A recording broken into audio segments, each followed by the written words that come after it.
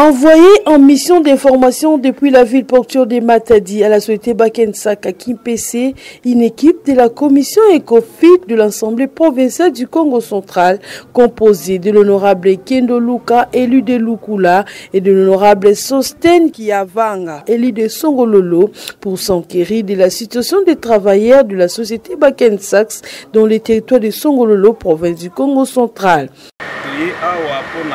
Intérêt à la société et intérêt à la population pour après ça de son mandat pour défendre bango na kati ya parlement. Ce qui te montre que non intérêt à la population est menacé, il faut bisoto intervenir pour la population à se retrouver na kati ya la société na biso eza na cause.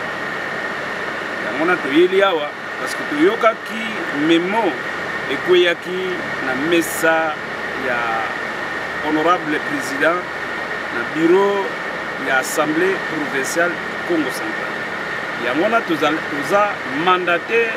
l'Assemblée que le président a signé ordre de mission. Donc, nous avons des informations sur à la source des sociétés dans la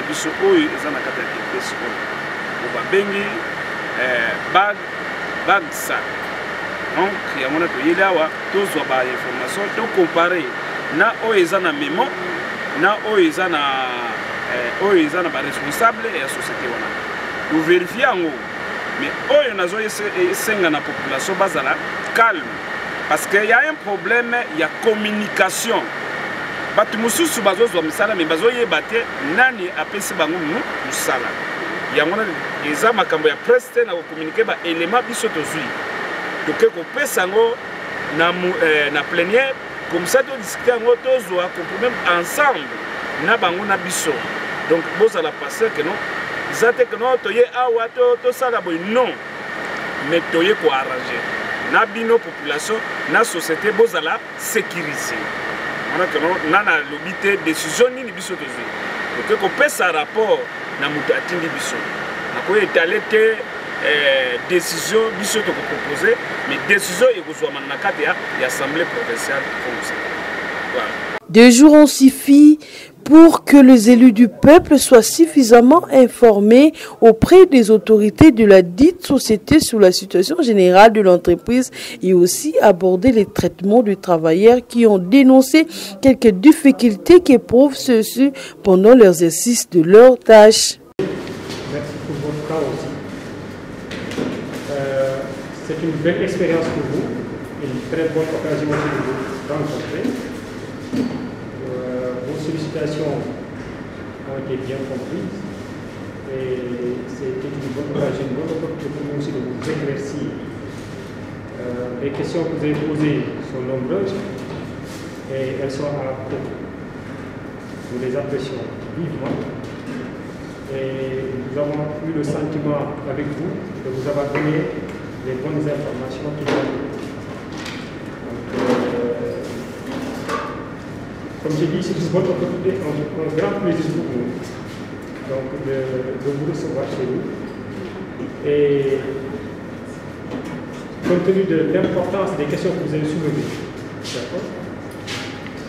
il était pour nous aussi une bonne occasion d'éclaircir notre lanterne.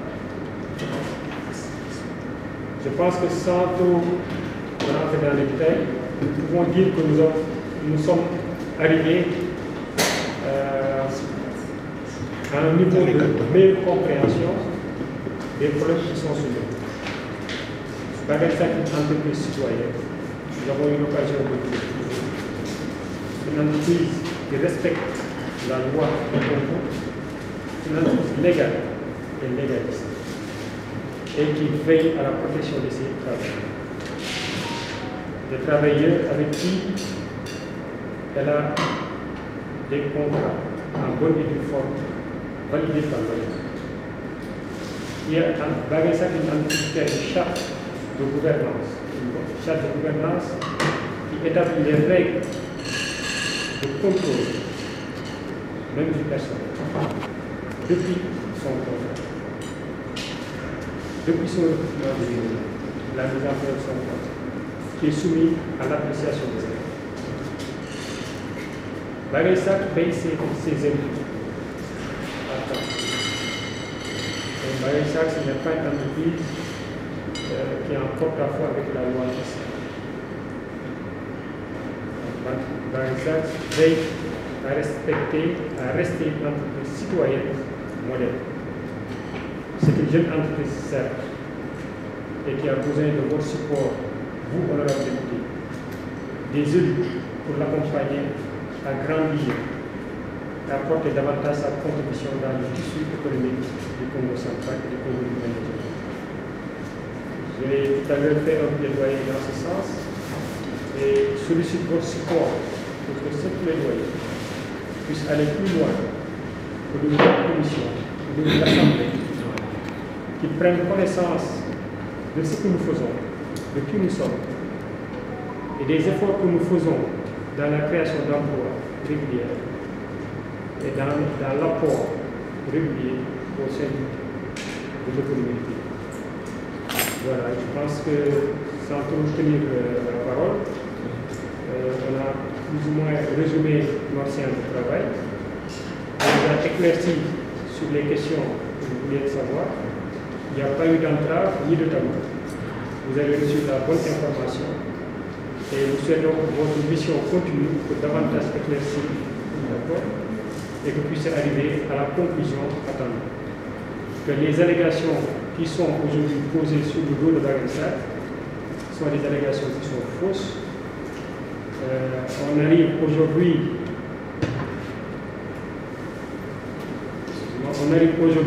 à se rendre compte que Barensax est une entité qui a bon dos et qu'effectivement, il y a des sous-traitants qui travaillent ici. Il veut à ce que ces sous-traitants respectent la charte de bonne gouvernance de Barensax. Mais Barensax n'est mêlé ni de près ni de loin à toute activité illégale et qui n'est pas citoyenne. Voilà, honorable député. Nous vous remercions pour votre présence.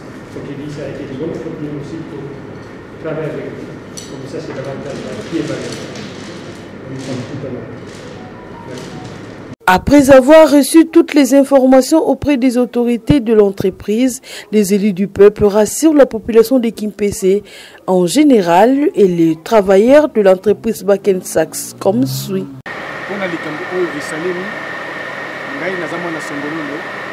C'est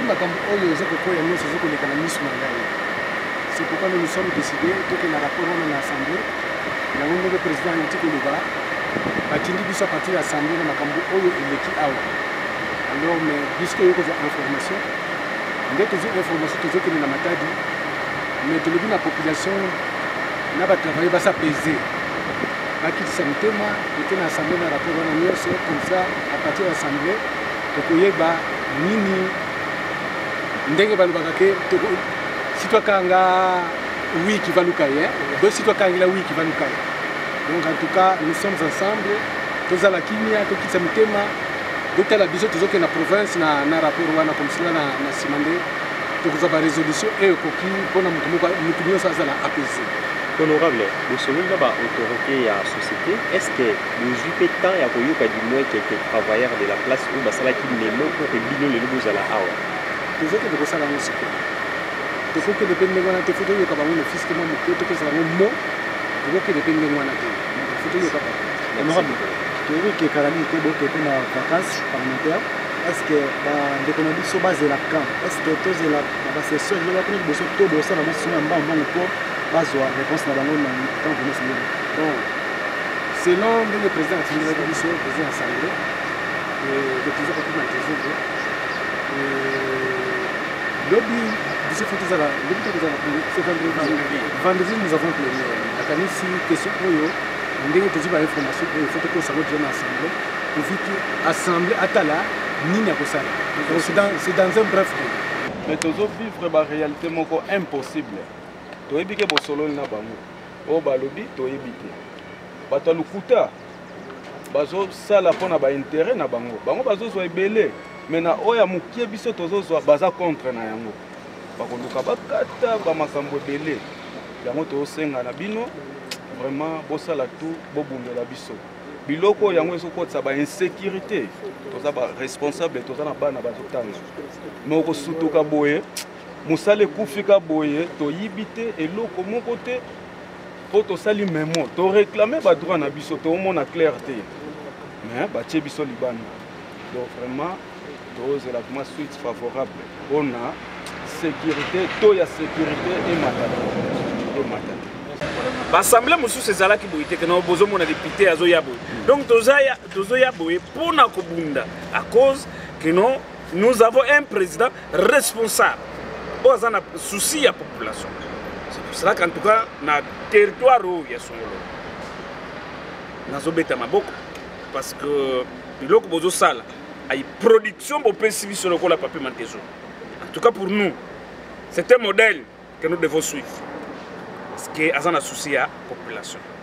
On a lobby bozala calme bosa makili l'été biso tozokende bokozwa pe résolution parce que tozokende vendredi biso toza na kati ya parlement tozo discuter na ba collègues parce que raison à cause de la solution te yemoko to discuter kango na 40 députés à parlement. Vous voyez c'est bango tala boui. Mais il y a un problème, il y a communication. Problème ya communication d'abord oyo nakolo bango même na oya mosala tozo comprendre te oya ki mosala ndenge nini et nani faut gérer et quel document faut gérer yo ya mona biso tozo ba information nyonso na tozo ko pesa à qui les droits soki mutu wana parce que batangeli biso ba orienter banani ba tout fo oyo batindaki batu oyo pe basala soki eza solo biso eza solo te biso tozo na information ko li frango secret eza secret d'état. Ok, to analyser. Si tu moni que tu as quelque part, tu bengi mutu wana. Il y a qu'à témoigner pour nous que où ils parce que vous avez beaucoup